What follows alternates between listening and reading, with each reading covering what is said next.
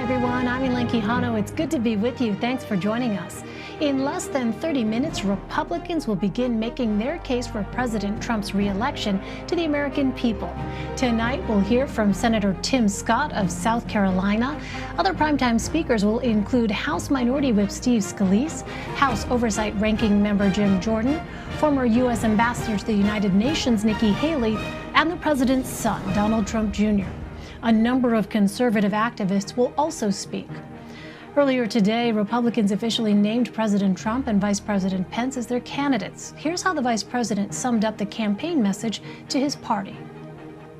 With your continued support and with God's help, we're going to make America great again.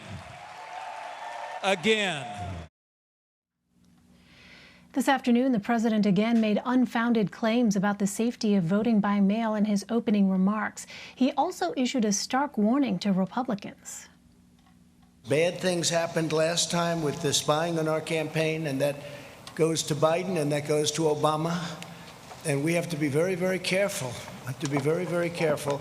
And this time they're trying to do it with the whole post office scam. They'll blame it on the post office. You could see them setting it up. Be very careful and watch it very carefully, because we have to win. This is the most important election in the history of our country. We expect to see the president every night of the convention. His official acceptance speech will be on Thursday in prime time. For more, let's bring in Major Garrett and Caitlin Huey-Burns. Major is our CBS News chief Washington correspondent, and Caitlin is our CBSN political reporter. Hello to both of you. Welcome. Major, let me start with you. What is the main message we can expect from Republicans tonight?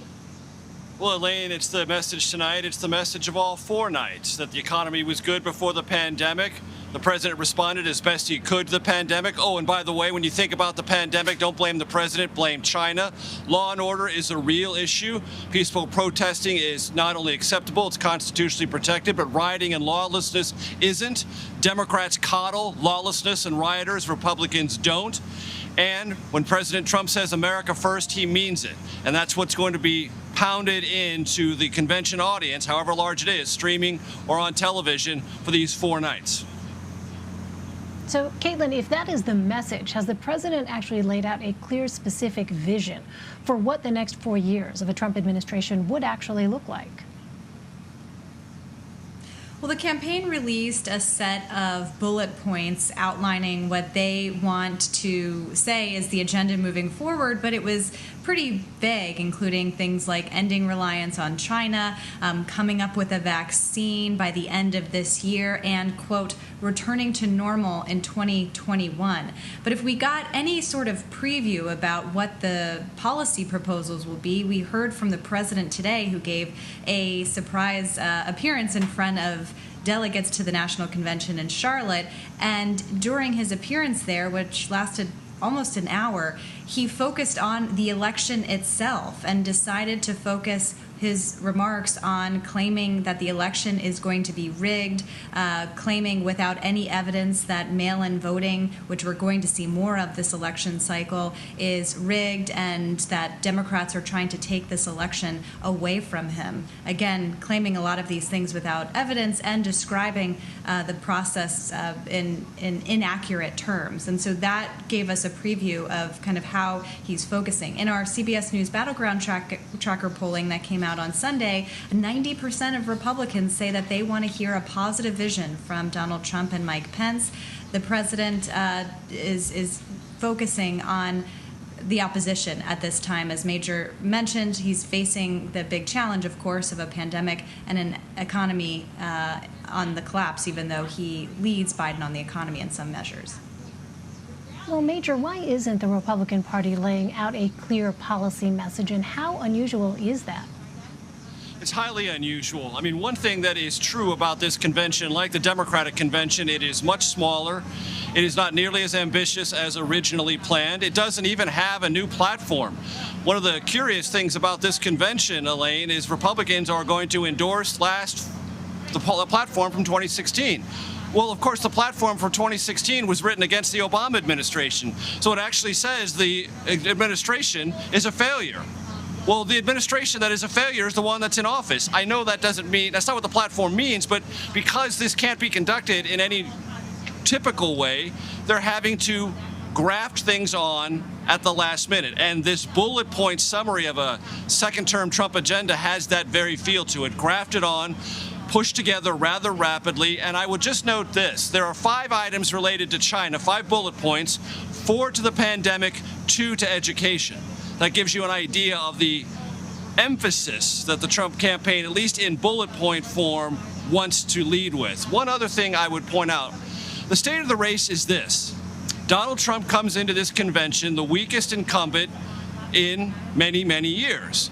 As weak as Jimmy Carter, as weak as George Herbert Walker Bush. Both lost their bids for re-election, but there is one important difference, and this convention underscores that important difference. Both Jimmy Carter and George Herbert Walker Bush faced primary challenges that were real and to a certain number of Republican voters of that time, at least partially debilitating.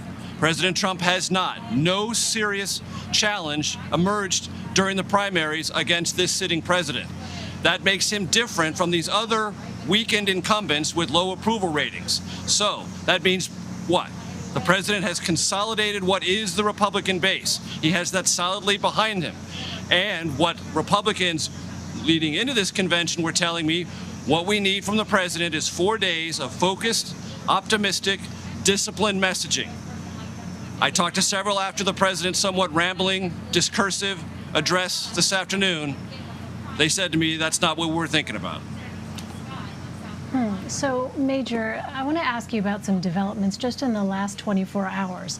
We've learned that the president's former campaign manager and current White House counselor, Kellyanne Conway, is leaving her official capacity to take care of family issues, and prominent evangelical leader and vocal Trump supporter Jerry Falwell Jr. may be resigning his post as president of Liberty University.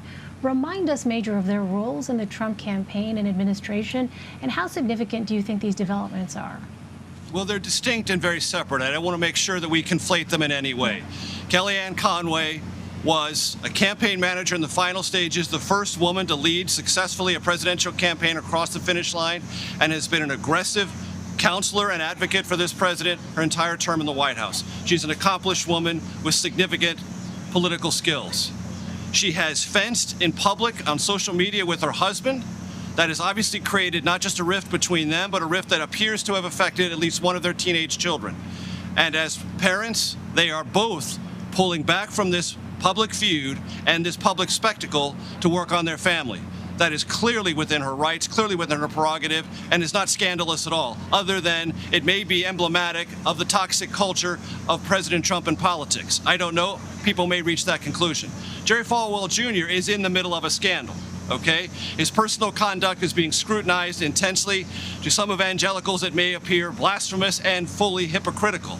There are allegations of an extramarital affair that he was a willing partner in, essentially a threesome.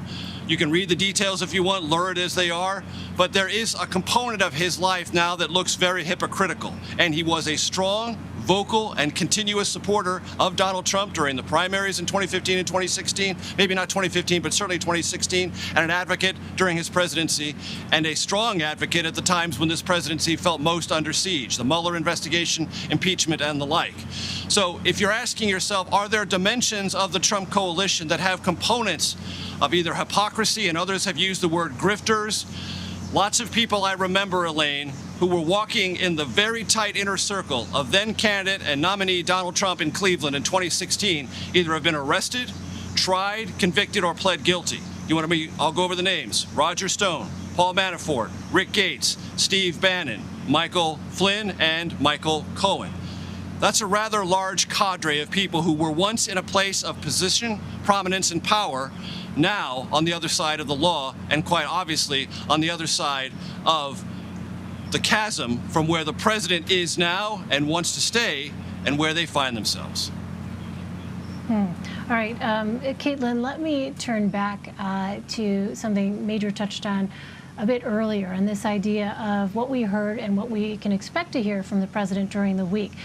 This idea of being disciplined and focused in the messaging. How scripted do you expect the president's comments over the course of this week to be? Well, if today is any indication, and if the past 4 years are any indication, not too scripted. We know that he is going to appear in some form or fashion every day of this convention. That's a departure from the norm. But remember, Joe Biden also departed from the norm last week. He appeared in some form, either through video, virtual, conferencing in, or appearing in some form during each night of the convention last week as well. But today gave us a good indication of how the president feels coming into this convention. He talked about his having to move the convention from North Carolina to Florida, back to North Carolina. He aired a lot of grievances today, and I expect those to kind of continue because you could tell today that the president has not been able to be on the campaign trail in the doing the rallies that he sees as a huge component of his presidency. That was on display today, kind of using this appearance today in place of that. And Major, I wonder who is actually sort of responsible, in addition to, of course, the president himself, for shaping, though, what the at least prepared portion of the president's remarks are. Do we have a sense who's on that team helping to kind of, hone in on some of the themes that they do want to emphasize, understanding full well that, of course, as you and Caitlin and others have reported so many times before, it's ultimately up to the president to decide whether or not he sticks to those messages. Right. Think of this as a 4-day television show, and Donald J. Trump is the executive producer. Not Donald Trump Jr., Donald Trump the president. He's the executive producer, and when you're the executive producer, you get to make all talent decisions. And he's making the talent decision. He's the talent. He's going to be the lead spokesperson. And he's going to craft the message. He's going to stick with it or not. He did not stick with today's prepared remarks. He was not intended to speak for an hour extemporaneously and ramble on and on about largely fictitious and invented allegations about fraud to come. Nothing has happened yet. Yes, did it take some time to count ballots in New York? Yes, because they hadn't done it in that volume before. And to be accurate, it takes time. Time does not time taken is not the equivalent of fraud. It is the exact opposite. It is time taken to be accurate and verifiable, so you can prove the results you ultimately announce. But the president will take keys and cues from Jared Kushner, his daughter Ivanka, Bill Stepien, the new campaign manager. I've talked to many Republicans who believe for at least the last 3 or 4 weeks he has gotten the president's attention, built a little bit more of a disciplined and electoral strategy-based campaign that looks better and more active and more vigorous than the one that Brad Parscale had been putting together. Obviously, Stephen Miller, his chief speechwriter, will have a substantial role to play in this, as well as the Treasury Secretary, Steve Mnuchin, and his chief of staff, Mark Meadows. That, I would say, would be the very close inner circle. Kellyanne Conway, I'm sure, as she is preparing to leave, will also weigh in and probably with some influence. Last name to think about, Hope Hicks. She's back in the West Wing. She's always been among the most reliable and trusted advisors the president has on communication, tone, and style. Interesting. All right. Major Garrett and Caitlin Huey-Burns. Major, before we let you go, my sources tell me that it is your birthday on this day. I don't think you have to confirm or deny if you don't want to. It is. If it is, however, I will just say happy birthday, Major.